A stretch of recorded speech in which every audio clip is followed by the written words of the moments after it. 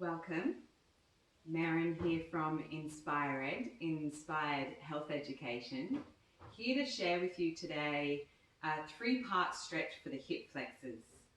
So the hip flexors are the muscles at the front of what we call the quadriceps, and also another hip flexor for the psoas. So this one is particularly for rectus femoris. Rectus femoris is one of the hip flexors that attaches onto the front of the ASIS, or for you maybe it's just the front of the pelvis, and then it travels all the way down the front of the thigh, past the patella kneecap and onto the tibia.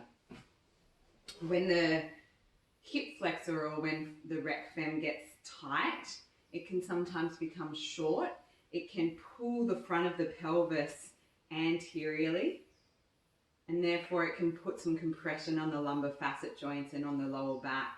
So sometimes the lower back pain can be related to tension through the front of the hip flexor. So this is a three-part hip flexor stretch that will help to support, lengthen, and also awaken that muscle. Let's have a look at it. So I'd love for you to join me with this practice, lying down on your belly, and I'll just allow you a few moments there to get settled. For the purpose of this video, I'll be facing towards the bent leg, but you might actually find it's more comfortable to face away and face your head towards the long leg. Depending on how tight this muscle might be, you might need a strap for this activity. So you could use a yoga strap where you place that onto the front of the foot and you hold on to the strap rather than the foot itself. Or if you've got some funky ties in your selection at home, ties work really well for this. So if you're using the tie, once again, it'll be on the back or on the front of the foot in this case, and you'll come down onto your belly like this. We're actually going to hold onto the strap with your opposite hand. Bring the knee slightly away from the alignment of the pelvis. Sometimes we want to stack the knee in line with the pelvis, but for this one, just bring the knee out slightly. So the three-part stretch, as I mentioned, you might be lying down on your belly, chest on the earth, and facing towards the opposite side. You can have your head fully on the earth. For me today, just for you, I'll be up in this position. With this three-part stretch, it's about having a gentle contraction while the muscle's in a lengthened state. At sometimes we'll be actually switching on the muscle when it's in a lengthened state, and at other times we'll be using its opposing muscle, the antagonist, to support when that muscle contracts. It makes the opposing muscle relax. So the agonist is the muscle that creates hip flexion, and the antagonist, its opposing muscle, in this case the glute max, is a leg extensor. So leg flexor, leg extensor. So when we have the flexor in its stretch and we switch on the antagonist, it can make that muscle contraction of the antagonist lengthen the flexor. I'll find you here. I'll meet you here. Bring the knee a little bit wider. Allow yourself just to take a few breaths here to let the muscle just get comfortable in this position. This might be enough of a stretch for you. And a sign of a tight hip flexor might also be, as soon as you bring the knee into a bent position, the pelvis starts to lift off the earth. So if this was really tight for me, and I'll just make this really obvious, when I start to bend the leg, the hip starts to lift. And that will actually create a rotation in the pelvis as well. So that might be another sign for you. Hold on with the opposite hand. And you might be out here and you might be using your strap. Take a few deep breaths. facing your head towards the lengthened leg with the head on the earth, perhaps. What we're going to do first is we're going to use the foot and we're going to press the foot into the hand, but not allow the leg to actually move. So it's an isolated contraction here. So on your next inhale, start to press the foot into the hand. So it'll be like this, but we'll keep that in a stabilized position. Take a deep breath in and gently press the foot into the hand. Keep breathing naturally here as you keep the contraction happening. Next time you exhale, relax the contraction. Let's do that 2 more times together. Inhale, press the foot into the hand. Hold that contraction as you breathe continuously. And on the next exhale, relax. You might hold that a little bit longer for the 3rd time. Inhaling breath pushes foot into hand. And let's hold that as we breathe.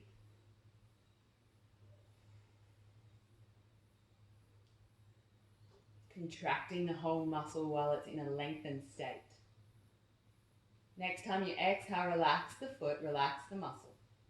Great, let's just pause there for a few breaths and feel the sensations going through the front of the thigh muscles. The next one, we're going to focus on the front of the pelvis here. And the contraction is going to be pressing the front of the pelvis into the earth. So here, this part of the pelvis here in the front body, we're going to push it into the earth. So the first part of that movement was working on the insertion, where the muscle inserts, or the lower fibers of the muscle. This will work on the origin, the upper fibers of the muscle. So same again, in the contraction, it's a gentle contraction as you breathe in, push the pelvis into the earth. Breathing. It might feel a little bit more intense here. Often where the tension is, exhaling as you relax. Inhaling a few more times here. This time we'll hold it a little bit longer. Inhaling breath, push the front of the pelvis into the earth.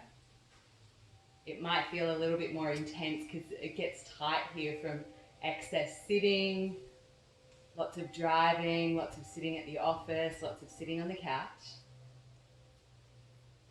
Next time you exhale, relax the front of the pelvis.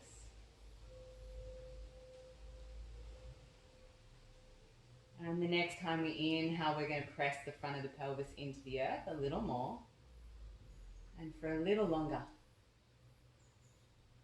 Just absorb all of the sensations and welcome them in as you're helping to release the front of the pelvis, the front of the hips, and perhaps starting to release the pain and the tension that shows up in the back of the lower back. Next time you exhale, relax. Pause here for a few breaths. Now we're going to use the antagonist to lengthen the agonist. We're going to switch on the glutes to release and lengthen the hip flexor. So this time we're going to squeeze our butt. As you inhale, squeeze your butt. Really feel your butt squeezing nice and tight, clenched here. This can be a bit of a stronger contraction. Exhale to relax. Inhale to squeeze. Glutes, antagonist. Switching on to inhibit and to lengthen the agonist of the hip flexor. Exhaling to relax. One more here, 3 times each one. Squeezing the glute on the bent leg. The gluteus maximus, a great leg extensor. Exhaling to relax. Pause there. If you need to for a moment, just release and just create like a tip-top action, pulsing the foot from the left to the right. If the lower back is a little bit sensitive now, fully lengthen out the leg and just soften back down onto the earth for a few breaths before we combine all three contractions.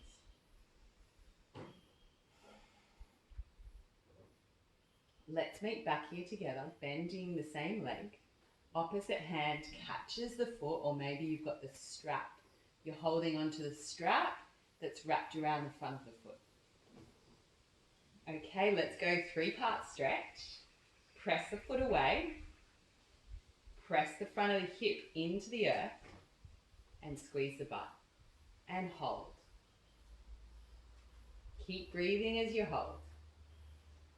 And gently exhaling, relax it all. Next time, we're going to hold a little longer.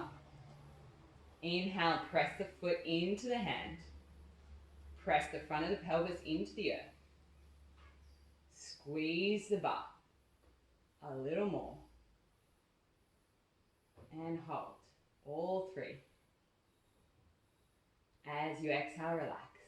It's a little bit of a brain game too, isn't it? We're reformatting the muscles to have more functionality in their movement, in their jobs. Last one together. Inhale, press into the foot. Hip, pelvis presses into the earth. Butt squeezes. And we hold. And we breathe naturally and relax as we hold. And we hold. And next time we exhale, we relax. We relax, we relax. Ensure that you don't slingshot that foot and switch on the muscles that you've just relaxed. So you don't want the front of the thigh now moving the foot away from the butt. So as you gently release, just tip-top that left to right again. Maybe a little bit of a circle and soften it back onto the earth. Take a few breaths there as you fully absorb the benefits of this stretch.